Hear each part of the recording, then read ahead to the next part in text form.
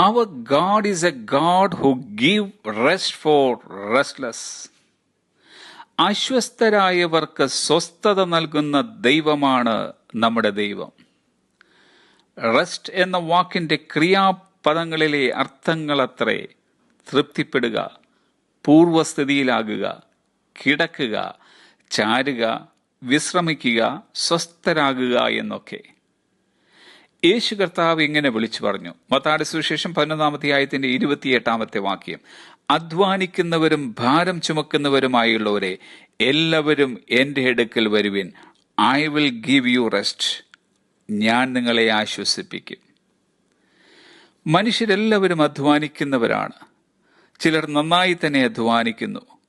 എന്നാൽ അധ്വാനത്തിന് തക്കതായ ബലം കിട്ടാതിരിക്കുമ്പോൾ, കിട്ടിയ ബലം ആവശ്യങ്ങൾക്ക് തികയാതിരിക്കുമ്പോൾ മനുഷ്യർ സങ്കടപ്പെടുന്നു, അവർ നിരാശിതരാകുന്നു, അവർ അസ്വസ്ഥരാകുന്നു. ഇതൊരു കൂട്ടരുടെ പ്രശ്നമെങ്കിൽ മറ്റൊരു കൂട്ടം മനുഷ്യർ അധ്വാനിക്കുന്നു, അതിന് തക്കതായ ഫലം കിട്ടുന്നു, ആവശ്യങ്ങൾക്കെല്ലാം അധ്വാനത്തിന്റെ ഫലം മതിയാകുകയും ചെയ്യുന്നു. എന്നാൽ ഇങ്ങനെയുള്ള കൂട്ടരിൽ പലരും മാനസിക ഭാരവും പേറി നടക്കുന്നവരാണ്. പുറമേ നിന്ന് നോക്കിയാൽ എല്ലാം ഉണ്ട്. വീടുണ്ട്, ജോലിയുണ്ട്, ബിസിനസ്സുണ്ട്, നല്ല ചുറ്റുപാടുകളുണ്ട്. പക്ഷെ മനസ്സിലെ ഭാരം മാത്രം മാറുന്നില്ല.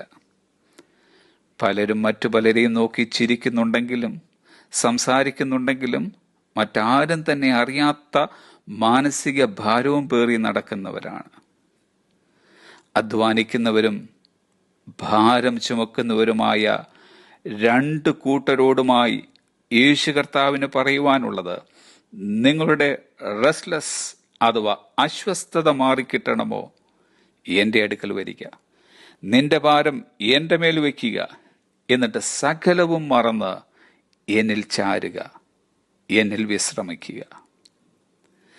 ദീർഘദൂരം യാത്ര ചെയ്യുന്നവർക്ക് അവരുടെ ക്ഷീണങ്ങൾ അകറ്റാൻ വഴിയോരങ്ങളിൽ റെസ്റ്റ് പ്ലേസസ് അഥവാ വിശ്രമ സ്ഥലങ്ങൾ ഒരുക്കി വെച്ചിട്ടുണ്ട്.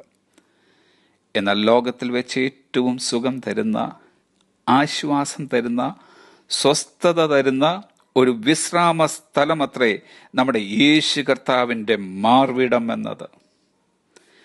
ഇന്ന് വരെ ഭൂമണ്ഡലത്തിൽ ജനിച്ചവരായ സകലർക്കും ഇനിയും ജനിക്കുവാൻ പോകുന്ന സകലർക്കും യേശു എന്ന വിശ്രാമ സ്ഥലത്തിൽ ഇടമുണ്ട്. ഈ വിശ്രാമ സ്ഥലം ഒരിക്കലും ഹൗസ്ഫുൾ ആകുകയുമില്ല. ദൈവം തൻ്റെ മക്കൾക്കായി 2 വിശ്രാമ സ്ഥലങ്ങളാണ് ഒരുക്കിയിരിക്കുന്നത്.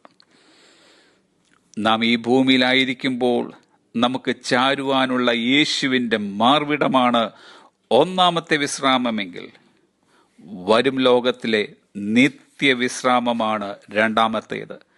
അതിനെപ്പറ്റി തിരുവചനം പറയുന്നത് ശ്രദ്ധിക്കുക. എബ്രായർക്ക് എഴുതിയ ലേഖനം 4-ാം അധ്യായത്തിന്റെ 1-ാമത്തെ വാക്യം, അവന്റെ സ്വസ്ഥതയിൽ പ്രവേശിപ്പാനുള്ള വാഗ്ദത്തം ശേഷിച്ചിരിക്കുകയാണ്. വെളിപ്പാട് പുസ്തകം 14-ാം അധ്യായത്തിന്റെ 13-ാമത്തെ വാക്യം, ഇന്നു മുതൽ കർത്താവിൽ മരിക്കുന്ന മൃതന്മാർ ഭാഗ്യവാന്മാർ, അതെ, അവർ തങ്ങളുടെ പ്രയത്നങ്ങളിൽ നിന്നും വിശ്രമിക്കേണ്ടതാകുന്നു. Those who rest in Christ now will rest in eternal. ഇന്നാരാണോ ക്രിസ്തുവിൽ വിശ്രമിക്കുന്നത് അവരത്രേ നിത്യതയിൽ വിശ്രമിക്കുവാൻ പോകുന്നവർ. Have a blessed day.